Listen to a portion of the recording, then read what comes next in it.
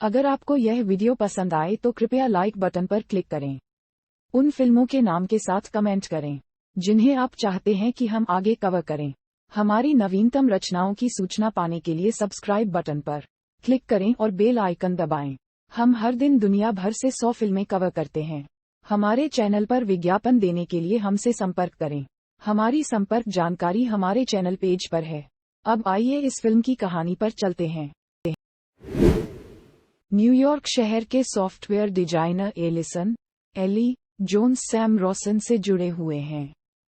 Sam की पूर्व पत्नी कॉल करती है और जब ये पता चलता है कि वह हाल ही में उसके साथ सोया था, एली ने उसे बाहर फेंक दिया, उनकी सगाई को तोड़ दिया और उसके पड़ोसी अभिनेता ग्राहम नॉक्स की आकांक्षा उसे आराम करते हुए। अगली सुबह एली के क्रांतिकारी नए कार्यक्रम को खरीदने के लिए एक फैशन हाउस के मालिक मिशेल मायसन के साथ एक व्यावसायिक दोपहर के भोजन में भाग लिया।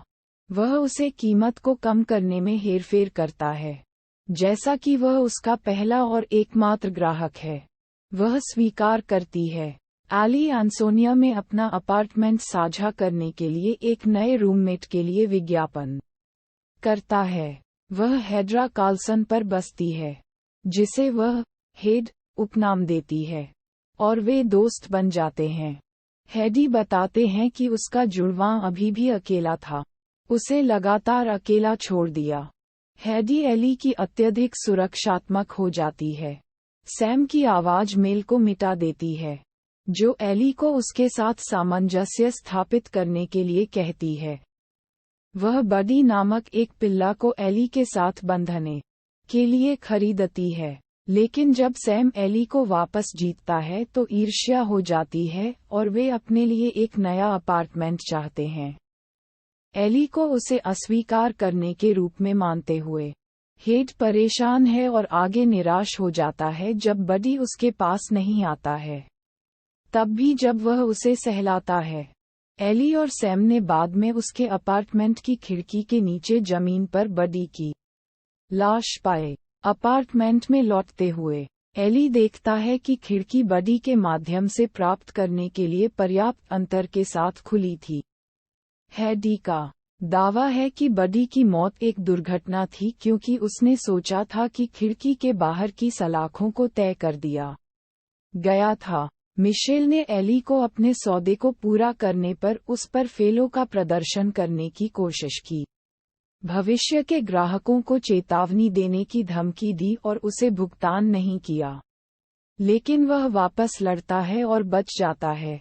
ये देखकर कि एली ने मुठभेड़ से कितना व्याकुल है, हेड ने मिशेल को फोन किया और उसे पेबैक के रूप में धमकी दी।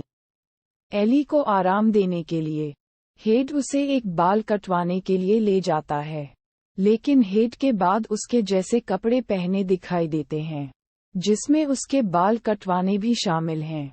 एली अनियंत्रित है। उस रात एली एक भूमिगत नाइट क्लब के लिए हेडी का अनुसरण करती है और एली के रूप में गवाहों का गवाह है। एली ने एलेन बैच को संबोधित किए गए पत्रों वाले एक शोबॉक्स को पाया। हेड का असली नाम सैम से एली के एक पत्र के साथ, और जब वह 9 साल की थी तब हेड की जुड़वां बहन जूडी के आकस्मिक डूबने पर एक अखबार कतरन कर रही थी। एली ने ग्राहम को हेडी के बारे में सच्चाई बताई। दोनों अनजान हेड सुन रहे हैं। एली छोड़ देता है और हेड ने ग्राहम पर हमला किया। जब सैम अगली रात वापस लौटता है तो हेडी ने एली को लगाया और उस पर मौखिक सेक्स करना शुरू कर दिया, लेकिन जब उसे पता चलता है कि यह एली नहीं है तो वह उसे रोकने के लिए कहता है। हेडी सैम को नजरअंदाज करता है और यौन उत्पीड़न करता है, जिसके बाद उसे पता चलता है कि एली हेड के बारे में सही थी। हेडी ने उसे अली को अकेला छोड़ने के लिए कहा, लेकिन वह मना कर देता है और एली को सच बताने पर जोर देता है। उग्र हेडी ने उसे अपनी स्टिलेट्टो हील के साथ अपनी आंखों को मारकर उसे मार दिया। हेडी एली को बताता है कि वह छोड़ने वाली है।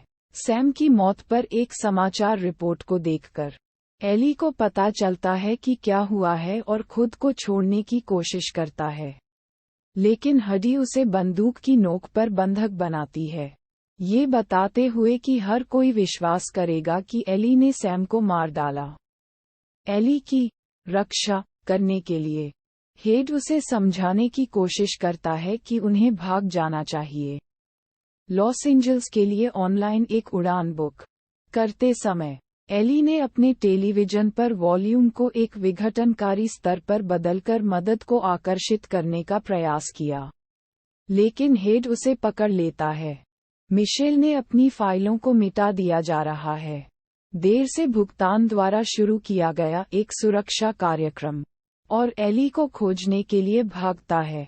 वह उसे बाउंड पाता है और डक्ट टेप के साथ गड़गड़ाहट करता है, लेकिन जब वह एली को मुक्त करने का प्रयास करता है तो हेड शूट करता है और उसे मारता है।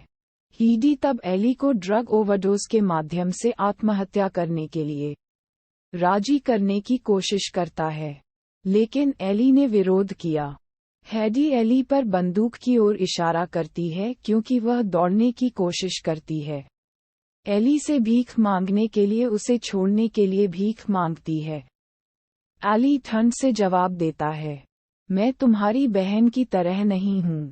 हीडी, अब और नहीं, मैं अब तुम्हारे जैसा हूँ।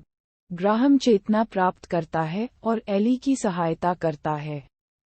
एली ने उसे छोड़ दिया और भाग जाता है, लेकिन हेड उसे कंधे में गोली मारता है।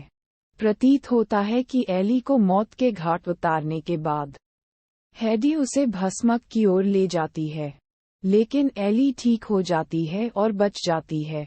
एली के लिए बाहर आने के लिए चिल्लाते हुए हेड एक कोठरी के अंदर एक दर्पण पर बाहर निकल जाता है।